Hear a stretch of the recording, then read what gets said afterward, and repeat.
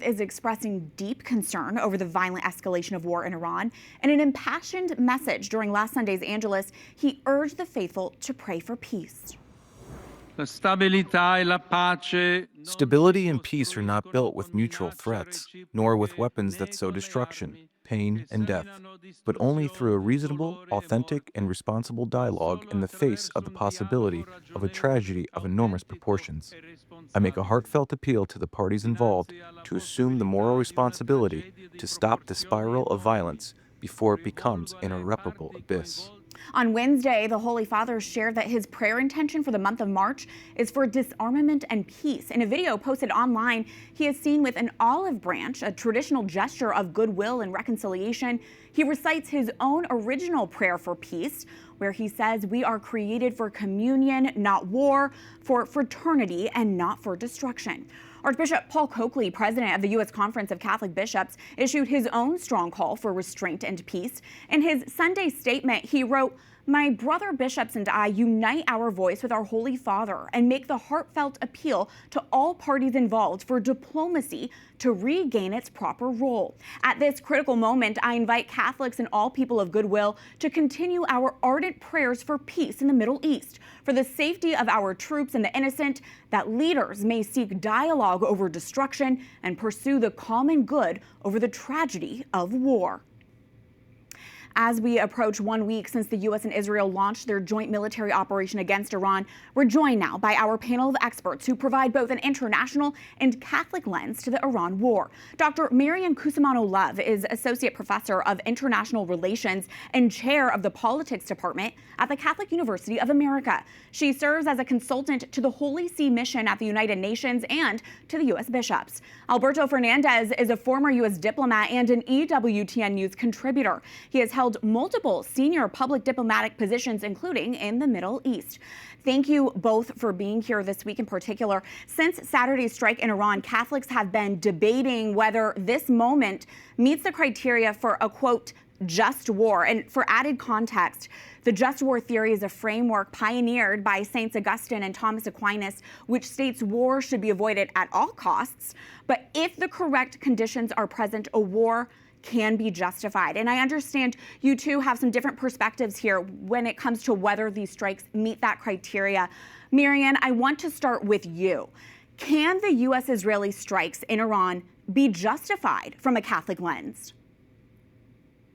The Catholic tradition is really clear on this, that you have to have multiple criteria met before you can go to something as drastic as war. And the first one is just cause. And what is not met in this case is that Catholic tradition does not allow preventive war. So that's what Cardinal Parolin was saying. Preventive war is not permissible as a just cause. Previous popes and the Catholic bishops have said this repeatedly in response to the U.S. invasion of Iraq. And the reason is really sound. The Catholic Catechism says that it has to be imminent, grave, to qualify as self-defense, and threats that are more far off, more distant, or possible, but not imminent and grave and unavoidable, don't qualify as just cause. Alberto, what is your response to that? Can the U.S.-Israeli strikes be justified? Well, I think that they can be, and I don't see it as I'm not the expert that the professor is. It can be seen within the context, not of preventive war, but a war that's been going on for 47 years. This is a regime in Iran that has killed hundreds of Americans, that has attacked embassies, that has kidnapped and tortured Americans. There's an Iranian agent on trial right now in the United States for plotting to assassinate senior politicians in the United States. He was arrested by the Biden administration.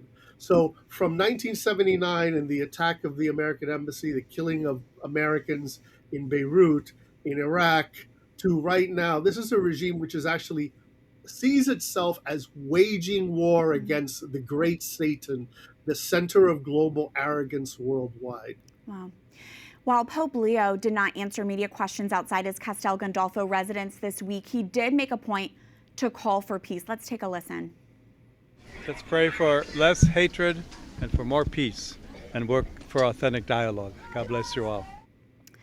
Maryann, Pope Leo did comment on Iran specifically during his Sunday Angelus address, urging for diplomacy. How do you interpret the statements our Holy Father has been making since this war was escalated? The church is always calling for movements towards dialogue, towards engagement, because war is often self-defeating. It often causes worse harms than the intention that it is attaching itself to. So, for example, one of the rationales given for the U.S. Attacks has been to stop Iran's terrorist activities. But terrorism is worse in war zones, and the deaths from terrorism are worse in war zones.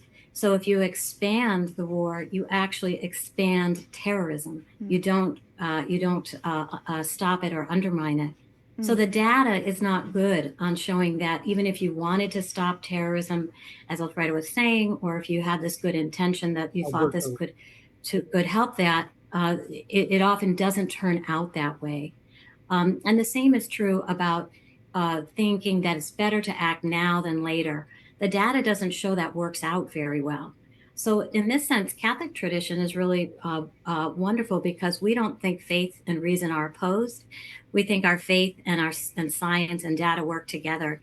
And in this case, the more data, the more information we have about wars, about terrorism, about wars to end terrorism, the more we found empirical evidence to support just what the Holy See and the bishops are saying. Alberto, as we look at the latest developments in Iran, can you explain to us what is the ideological motivation of the regime? What do we need to know about that reality there? Well, I would say there are two elements in the regime. First of all, it is a revolutionary regime. It is deeply ideological. And it has an ideological worldview influenced, by the way, by Marxism, but basically a certain branch of Shia Islam, you know, the creation of the Wilayat al-Faqih way of governing, and an apocalyptic view of the world, which sees that Iran's role is to bring about, it sounds crazy, but bring about at some point the end of the world, the coming of al-Mahdi al-Muntadhar, the awaited Mahdi that's supposed to come. So that's one element, a kind of deeply ideologically, religiously influenced worldview. The other one is enmity against the United States. It isn't Israel that's the great Satan. It's America. It isn't death to Israel that they say. They add that on sometimes. It's death to America. That is a basic element of the Iranian worldview. And I was struck a little bit by the reference to terrorism. This is a regime that just killed 20 to 30,000 Iranians a month ago. And we're talking about, the fear that a terrorism might occur. This is a regime drenched with blood on its hands. An unjust regime, as St. Augustine would have called it, who said that if unjust regimes exist, they're no worse than pirates or bandits or thieves.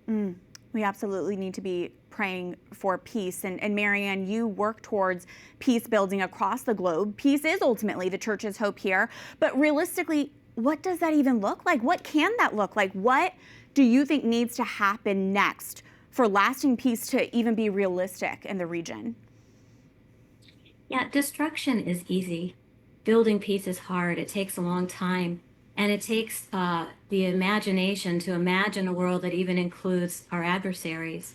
You know, I agree with Alberto that this is obviously a regime that has committed terrible human rights abuses and atrocities. No one is doubting that. There are many regimes like that around the world. But the question is whether war makes that worse or makes that better. In my research and work with Christian communities in Iraq, they have no love for these dictators in their region, but they say that often this seemingly easy activity of removing a dictator from power creates a situation that's far, far worse. You know, many of the Iraqi Christians that had to flee ISIS in the Nineveh plains that I talked to said, you know, Saddam Hussein was terrible, but when he was removed from power, then we had 1,000 Saddam Husseins. So it's easy to imagine that there'd be a simple, silver bullet here, that by taking out these terrible leaders, that you would automatically have a better outcome. But what often happens is you may get a worse outcome than what your intention was and that you hoped to attain by the use of force. So that's the challenge there. Absolutely. You mentioned Iraqi Christians. Well, earlier this week, the Chaldean Catholic Archbishop of Erbil, Iraq, Archbishop Bashar Warda, told EWTN News that one of his greatest concerns as this war expands is that it will convince Christians in Erbil it's not worth staying. Here's what he had to say.